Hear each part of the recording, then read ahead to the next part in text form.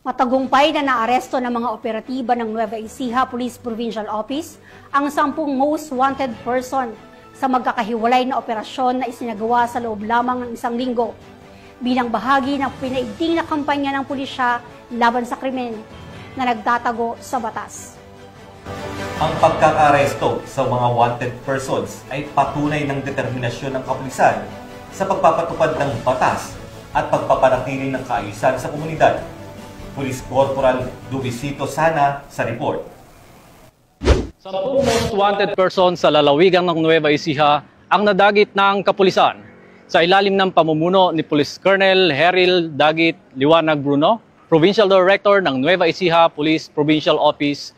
Tuloy-tuloy ang pinaigting na operasyon ng kapulisan na nagresulta sa pagkakadakip ng lahat ng kinilalang most wanted sa buong lalawigan sa loob lamang ng isang linggo. Mula October 1 hanggang 7, matagumpay na naaresto ng NEPO ang 10 provincial most wanted persons sa magkakahiwalay na operasyon na isinagawa ng iba't ibang unit ng kapulisan sa buong lalawigan. Kabilang dito, ang Cabanatuan City Police Station nakapagtala ng 4 na pagkakaaresto, partikular sa mga kasong violation of RA 9165, Comprehensive Dangerous Drugs Act, Frustrated Homicide, Estafa at Theft, at violation of RA 10883, Carnapping Act.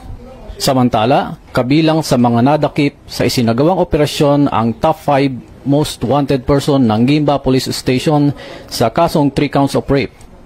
Top 6 mula sa San Antonio Police Station na may kasong rape.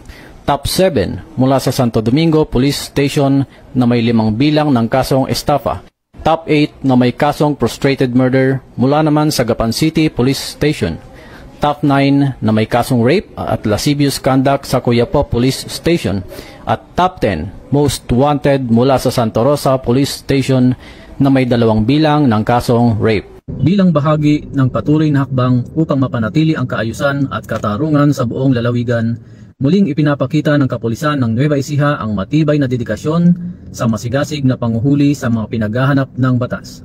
Mula dito sa Nueva Ecija Police Provincial Office, ako ang inyong PNN correspondent, Police Corporal Luisito P. Sana, alagad ng batas, tagataguyod ng Balitang Pulis.